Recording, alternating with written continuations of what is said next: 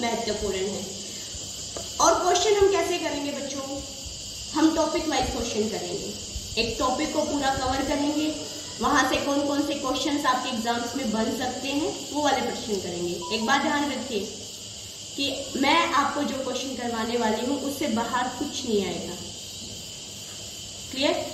तो क्वेश्चन कैसे आएंगे, उनको अटेम्प्ट कैसे करना है, मेन प्रॉब्लम यहाँ होती है। हमें यही नहीं समझ में आता, क्वेश्चन जनरल होते हैं, क्वेश्चन के अंदर ही आंसर होता है, लेकिन हम समझ नहीं पाते कि इसका आंसर किस तरीके से देना है। आजकल अब आपको पता है रटे रटाए क्वेश्चन ये पूछे जा रहे हैं, चीजें घुमा फिरा के पूछी जा रही है। तो सबसे पहले हम कम टू द पॉइंट आते हैं, टाइम वेस्ट किए बिना हम कौन कौन से क्वेश्चन आज करने जा रहे हैं। मैं आपको एक क्वेश्चन बताऊंगी और उस क्वेश्चन के अंदर बहुत सारे क्वेश्चंस का आंसर होगा। जैसे मैंने ब्लैक बोर्ड पे लिखा है, ये क्वेश्चन एक क्वेश्चन के अंदर ही आ जाते हैं, बस हमें अटेम्प्ट करने नहीं आते। जैसे पहला क्वेश्चन है कि लोकतंत्र बेहतर शासन प्रणाली है तानाशाही शासन की अपेक्षा, बताइए। क्लियर? कि लोकतंत्र कैसे बेस्ट है डिक्टेटरशिप से। क्लियर? पहला क्वेश्चन ये है। दूसरा क्वेश्चन है वो कौन कौन से तरीके हैं जो लोकतंत्र को वैध और उत्तरदायी बनाते हैं। तो पहले मैं आपको दो ही क्वेश्चन समझा रही हूँ, नीचे वाला का आंसर भी यहीं पर है।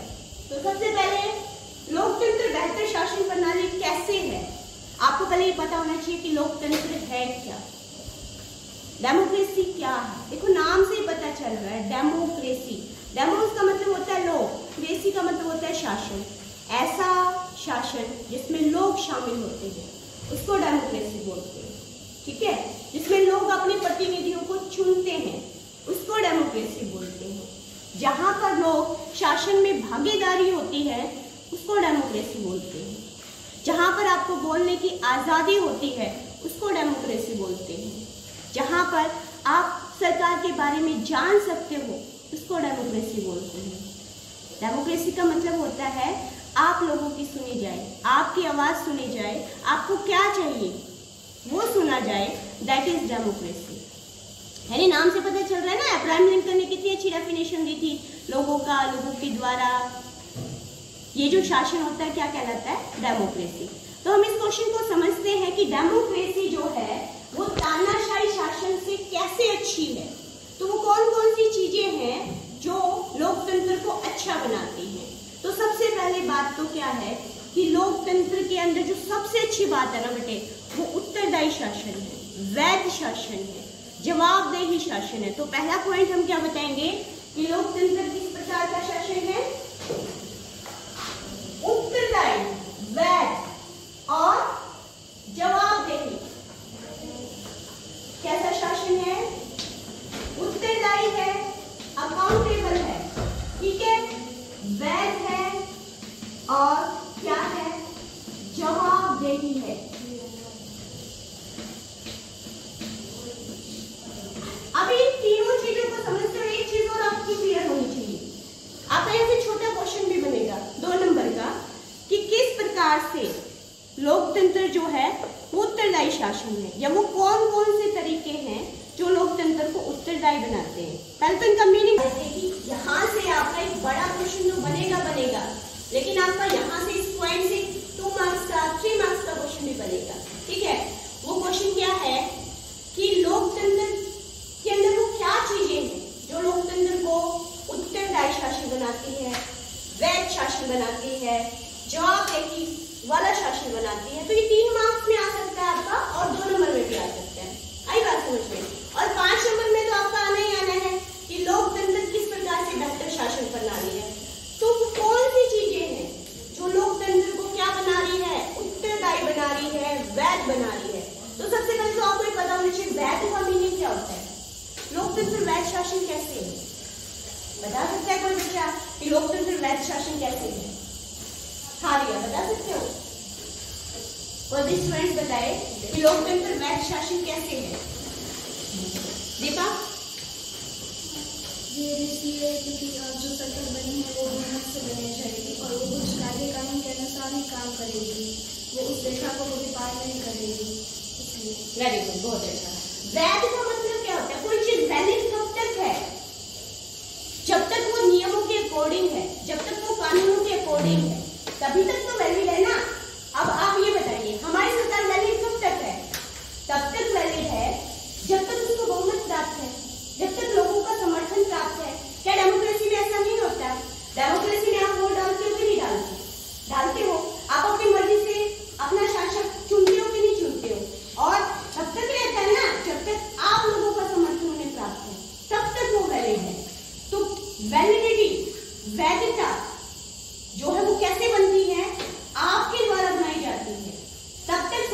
वैलिड रहेगी, तब तक वैध रहेगी जब तक आप लोग उन्हें पसंद करते हो, क्योंकि आप अपना वोट देकर उसको क्या कर रहे हो, चुन रहे हो।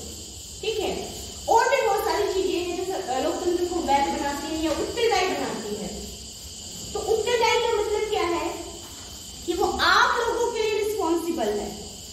ऐसा कानून नहीं बनाएगी वो जो आप लोगों के विरुद्ध हो, जो आपके कल्याण को रोकता हो। इस तरह का कोई कानून नहीं बना सकती। अगर बनाती है तो डेमोक्रेसी आपको राइट देता है उसका विरोध करने का। अभी जो सरकार कानून लेके आई थी किसानों से रिलेटेड, अभी जो कानून आया था किसानों से रिलेटेड, आपने देखा लोगों ने उसका विरोध किया कि नहीं किया? तो आपसे पूछा जाता है लोकतंत्र में, इसीलिए वो उत्तरदायी है, क्योंकि आप उसे चुनते हो, इसीलिए वो वैध है। लेकिन यहाँ क्वेश्चन ये है कि कौन कौन से तरीके हैं जो सरकार को वैध बनाते हैं, उत्तरदायी बनाते हैं। ठीक है, और वो कौन सी चीज है जो लोकतंत्र को बेहतर बनाती है, तानाशाह को नहीं बनाती, तानाशाही शासन को नहीं बनाती। तो सबसे पहले वो तरीके देखिए, वो कौन कौन से तरीके हैं। तो सबसे पहला तरीका है निष्पक्ष और नियमित चुनाव, जो लोकतंत्र को क्या बना रहा है, उत्तरदायी बना रहा है। ऐसा क्यों हुई? निष्पक्ष और नियमित चुनाव क्यों बना रहा है उत्तरदायी? अगर मान लीजिए नियमित चुनाव ना हो, सोचिए आप, अगर रेगुलर चुनाव ना हो, एक बार चुनाव हो गए और 20 साल तक वही सरकार चले, तो क्या वो अच्छे ढंग से काम करेगी? नहीं करेगी। उसका रीजन क्या है? क्योंकि उसको तो लगा है कि आप फिक्स हो, आपकी पावर फिक्स है, अब आपको यहाँ से कोई नहीं हटा सकता। लेकिन अगर चुनाव नियमित होंगे, हर 5 साल के बाद होंगे, ठीक है ना, और फेयर इलेक्शन होंगे, अगर मान लीजिए चुनाव में धांधली होने लग जाए तो क्या होगा? करप्शन होने लग जाए तो क्या होगा? लोकतंत्र अच्छा होगा? नहीं ना। तो लोकतंत्र उत्तरदायी किससे बनता है? निष्पक्ष चुनाव से, फेयर इलेक्शन से, रेगुलर इलेक्शन से। ये चीजें जो होती है वो लोकतंत्र को क्या बनाती है? उत्तरदायी बनाती है, लोकतंत्र को वैध बनाती है, जवाबदेह बनाती है। पहला पॉइंट। सेकेंड पॉइंट क्या है? आपको पता है लोकतंत्र की क्या खास बात है? जब भी कोई कानून बनना होता है, जब भी कोई पॉलिसी बननी होती है, तो एक्सपर्ट्स की राय ली जाती है, आप लोगों से पूछा जाता है। आपको पता है कानून बनने से पहले लाइव टेलीकास्ट आता है, किस चीज से कानून बनने जा रहा है, आपके अखबार के अंदर, पत्र पत्रिकाओं के अंदर, उस कानून से रिलेटेड, गाँव से रिलेटेड, उसके अंदर कानून किससे बनने जा रहा है, उससे रिलेटेड चीजें आती हैं, आपको पता चलता है। देखिए, जब हमारी न्यू एजुकेशन पॉलिसी बनी तो सरकार ने आप लोगों से व्यूज मांगे। उन्होंने पूछा आप लोगों से कि बताइए हमारे एजुकेशन पॉलिसी में क्या क्या सुधार हो सकते हैं, कौन कौन से इनोवेशन हो सकते हैं। पूछा कि नहीं पूछा? आप लोगों से पूछा था ना। तो ऐसा नहीं कि सरकार अपनी मर्जी से कानून बनाती है, नहीं, आप लोग शामिल होते हो, इसीलिए वो क्या है, आपके प्रति क्या है, उत्तरदायी है। तो जो कानून बनाने की प्रक्रिया है, जो नीतियां बनाने की प्रक्रिया है, वो लोकतंत्र को क्या बनाती है, उत्तरदायी बनाती है। जो निष्पक्ष चुनाव होते हैं, जो फेयर इलेक्शन होते हैं, वो भी क्या है, लोकतंत्र को क्या बनाते हैं, उत्तरदायी बनाते हैं, वैध बनाते हैं, जवाबदेही बनाते हैं। ठीक है, नेक्स्ट पॉइंट क्या है? आप सरकार के कार्यों के बारे में जानकारी गेट कर सकते हैं कि भाई सरकार कौन सी नीतियां बना रही है। आप कैसे प्राप्त करोगे ये जानकारी? बता सकते हैं कोई बच्चा? श्रद्धा, क्या आप बता सकते हो कि आप सरकार के कार्यों के बारे में जानकारी प्राप्त करना चाहते हो तो कैसे प्राप्त करेंगे? वो उसके लिए अभी हमारे पास साधन भी है और पारदर्शिता है हमारी सरकार में, इसलिए हम जान सकते हैं कि हमें मतलब कौन सा कानून बनने जा रहा है या कानून कैसे बना है, उसकी प्रोसेस पूरी हम जान सकते हैं लाइव टेलीकास्ट में। और बाकी सब चैनल्स में और ऐसे सभी न्यूज चैनल्स में और सभी वो लोग बताते हैं कि कैसे कानून बना है और कैसे क्या प्रोसेस हो रही है और अभी कौन सा बिल पास होने वाला है। वो बिल्कुल, बहुत अच्छे से जाओ। और आपको पता है आपके पास कितने सारे ऐसे साधन हैं, जैसे राइट टू इंफॉर्मेशन। आपने नन्नू वाला पढ़ा ना, जो नन्नू वाला एग्जाम्पल था कि वो राशन कार्ड बनवाना चाहता था, लेकिन राशन कार्ड उन लोगों का पहले बन गया जिन्होंने फॉर्म लेट भरा था। लेकिन वो एक साधारण व्यक्ति होने के बाद उसको पता था कि मैं सरकार से राइट टू इंफॉर्मेशन के थ्रू मैं जान सकता हूँ कि मेरी राशन कार्ड बनने की प्रोसेस कहाँ तक पहुंची है। तो पत्र पत्रिकाएं, समाचार पत्र, लोकसभा चैनल, राज्यसभा चैनल, आपका राइट टू इंफॉर्मेशन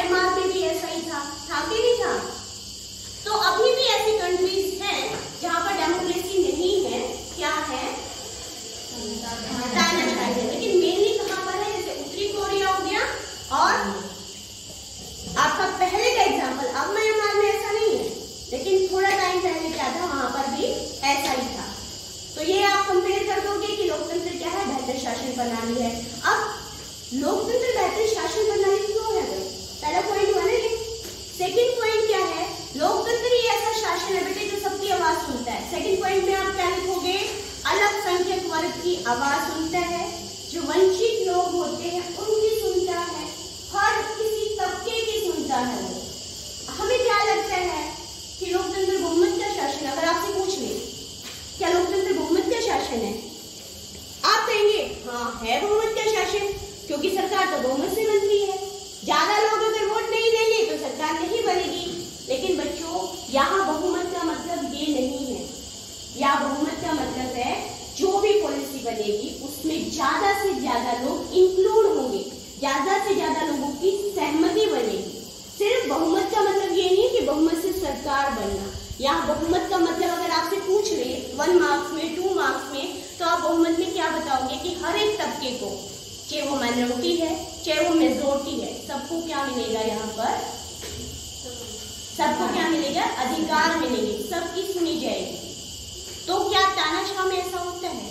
क्या सब लोगों की सुनी जाती है वहां पर? क्या आपको नहीं लगता कि तानाशाह लोग अपनी आंखें बंद कर लेते हैं, जो नीचे वाले अल्पसंख्यक लोग हैं, कम संख्या में जो लोग हैं? लेकिन लोकतंत्र में ऐसा नहीं होता, क्योंकि लोकतंत्र में तो हमारे संविधान के अंदर भी उनके लिए स्पेशल प्रावधान है। आपको पता है एससी के लिए अलग सीटें हैं बेटे, एसटी के लिए अलग सीटें हैं, राज्यों के अंदर भी एससी के लिए अलग सीटें हैं, उनके लिए वेलफेयर की स्कीम है। सरकार पैसा खर्च करती है किनके ऊपर?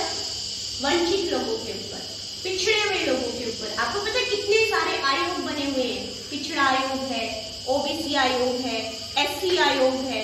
वो ऐसा सिर्फ लोकतंत्र में है और कहीं नहीं है। क्लियर?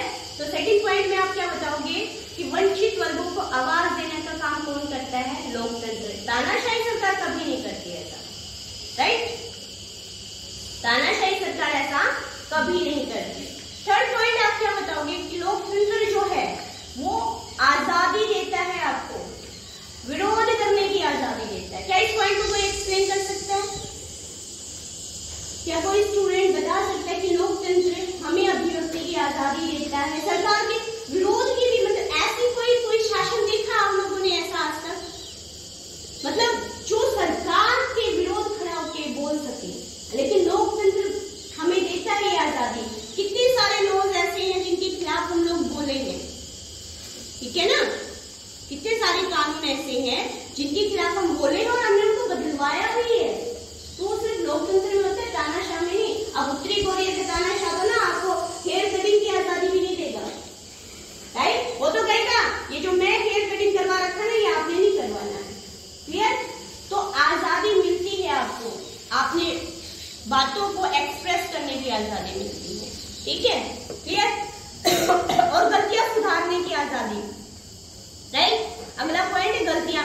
अगर मान लीजिए लोकतंत्र में हमारी सरकार कोई गलत कानून लेके आती है, राइट? कोई भी गलत कानून लेके आती है, और वैसे तो देखिए लोकतंत्र में ऐसा बहुत कम होता है, क्योंकि लोकतंत्र में आपने जिनको वोट डाले वो लोग बैठे होते हैं और उनको पता है कि जनता को क्या चाहिए, क्योंकि उन्हें अगले साल भी, नेक्स्ट टाइम भी राजनीति में आना है, अपनी सरकार बनानी है। लेकिन फिर भी अगर कुछ प्रॉब्लम होती है तो एक्सेप्ट करते हैं उस चीज को और सुधारते हैं और उसमें इंप्रूवमेंट आता है, ठीक है? क्या तानाशाह के अंदर ऐसा होता है? तानाशाही शासन में ऐसा होता है? नहीं ना। तो आपने पॉइंट्स लिखने हैं, वो कौन कौन से पॉइंट्स हैं जो लोकतंत्र को क्या बनाते हैं, जो लोकतंत्र को क्या बनाते हैं? उत्तरदायी बनाते हैं, वैध बनाते हैं और अच्छा शासन है, ठीक है? तो मैं आपको सारे पॉइंट्स बता देती हूँ। पहला पॉइंट आपने देख लिया, उत्तरदायी है, वैध है, जवाबदेही है। सेकंड पॉइंट में आप क्या लिखोगे? स्वतंत्र मीडिया है,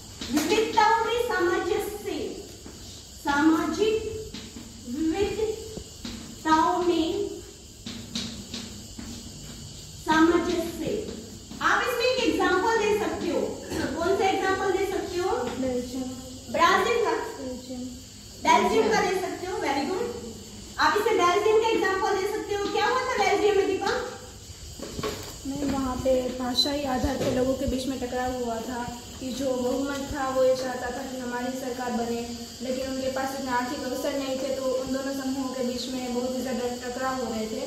लेकिन वहाँ की लोकतांत्रिक सरकार ने इन दोनों के बीच में अच्छे से सामंजस्य बैठाया और सभी को केंद्रीय विधानसभा में आरक्षित सीटें भी दी ताकि उनके बीच में टकराव ना हो। Very good. यानी लोकतंत्र क्या करता है? टकराव को कम करता है। क्या तानाशाह टकराव को कम करेगा? बिल्कुल नहीं करेगा। ठीक है, उसके बाद नेक्स्ट पॉइंट आप लिखेंगे सहभागिता। लोकतंत्र में सहभागिता होती है। कैसे सहभागिता होती है पता है आपको? आपके पास वोट डालने का अधिकार है, राइट? आपको पॉलिटिकल पार्टी बनाने का अधिकार है, आपको कानूनों के निर्माण की प्रक्रिया में भाग लेने का अधिकार है। आप तानाशाह में जाके करिए, कुछ कीजिए। आप उनके चाइना में देखिए, अगर एक कम्युनिस्ट पार्टी है तो कम्युनिस्ट पार्टी ही आएगी और कोई पार्टी नहीं आने वाली। लेकिन आप इंडिया में आप अपनी पार्टी बना सकते हो, आप निर्दलीय चुनाव लड़ सकते हो। कितनी स्वतंत्रता है? वो कहाँ पर है? वो लोकतंत्र के अंदर है, तानाशाही शासन के अंदर नहीं है। ठीक है, और उसके बाद है अभिव्यक्ति आजादी। आपको जो मिलती है अभिव्यक्ति की आजादी, अभिव्यक्ति की आजादी भी आपको लोकतंत्र के अंदर ही मिलती है। मतलब इतना अच्छा लगता है जब हम एक लोकतांत्रिक देश में रह रहे हैं और वहां पर हम एक पावरफुल व्यक्ति के खिलाफ भी बोल सकते हैं अगर वो ऑथेंटिक है, सही है, हमारे फंडामेंटल राइट्स के विरुद्ध है, तो हम बोल सकते हैं। हम इतना पावर देती है ना, वो सिर्फ डेमोक्रेसी देती है, तानाशाही शासन नहीं देता। एक सामान्य से व्यक्ति, नन्नू जैसा व्यक्ति भी पूछ सकता है सरकार से, बताइए